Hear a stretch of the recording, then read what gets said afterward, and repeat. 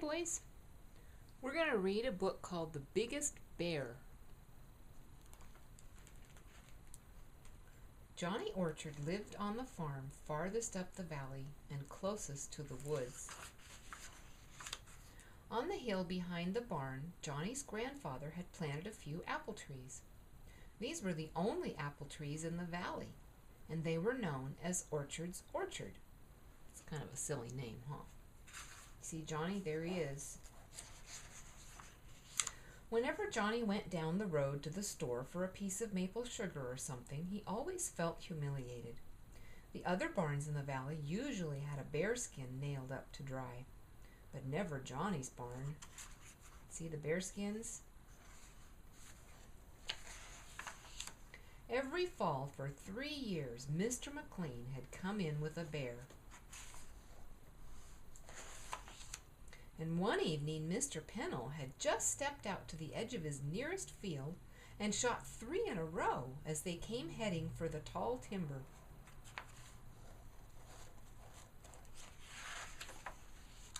It is true that Johnny's grandfather had met a bear once when he was on his way back from picking apples, but he had gone in one direction while the bear had gone in another. When Johnny had asked him why, his grandfather had said, "Better a bear in the orchard than an orchard in the bear." It was very humiliating. There's Johnny's grandfather. Looks like he dropped all the apples.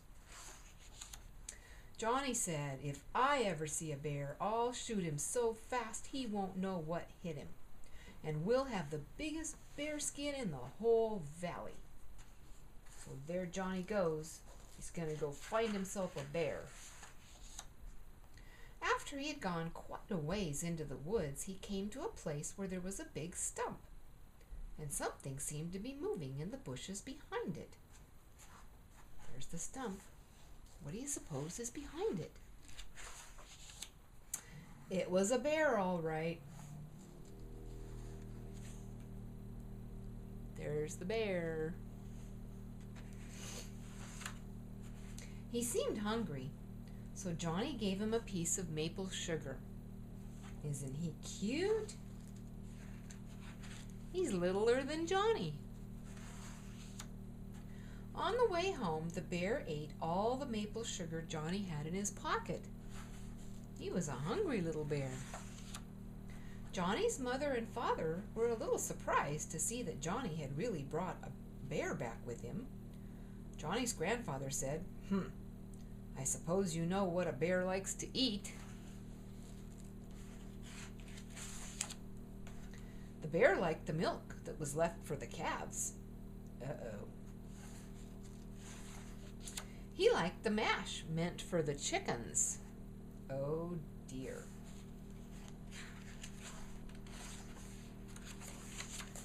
He liked the apples in the orchard. Look at there, he's hanging upside down. He liked pancakes on Sunday morning. I think he has a big appetite.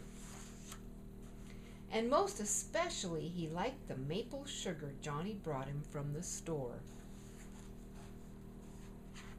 I think he's getting a little bigger, don't you? There was hardly anything he didn't like, and Johnny's mother got pretty upset when he started looking for things on the kitchen shelves. Look at the mess he made.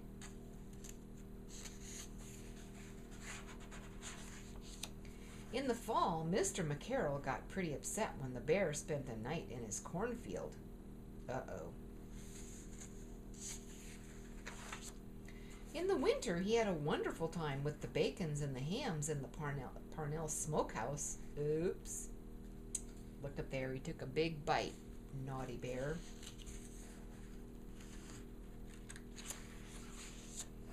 It was bad enough that he emptied all the sap buckets when the McLeans were tapping their maple trees in the spring. Oh my goodness, what a mess he made. But it was worse later when he got in the McLean's shed and drank up most of their maple syrup.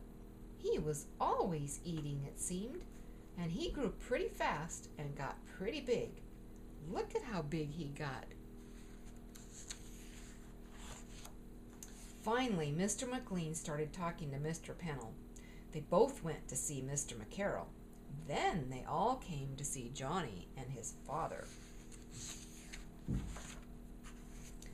What they had to say about Johnny's bear was plenty.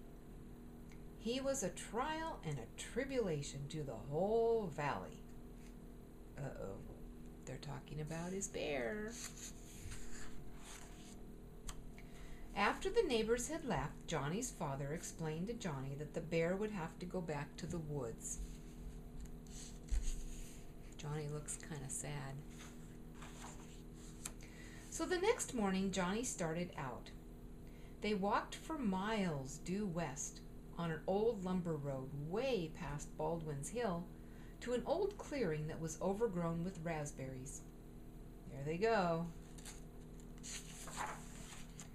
Johnny explained to the bear that the time had come for him to go and live in the woods like other bears. He gave the bear a last hug and started the long walk home. I think the bear is sad. While he was doing the chores the next morning, Johnny saw that the bear hadn't stayed in the woods very long. Oops, he's back. So Johnny started out again, due east this time, to the Blueberry Bluff, way past Watson's Hill. And when Johnny left him, the bear was eating blueberries very happily.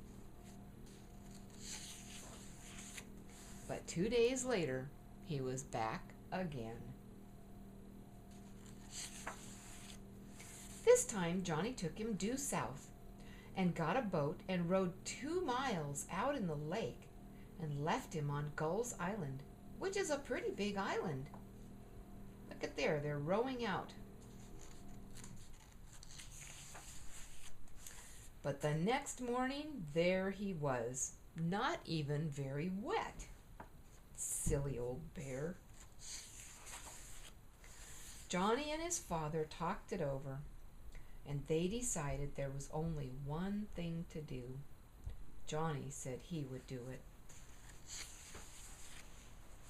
They didn't really have to go very far, but Johnny somehow kept on walking.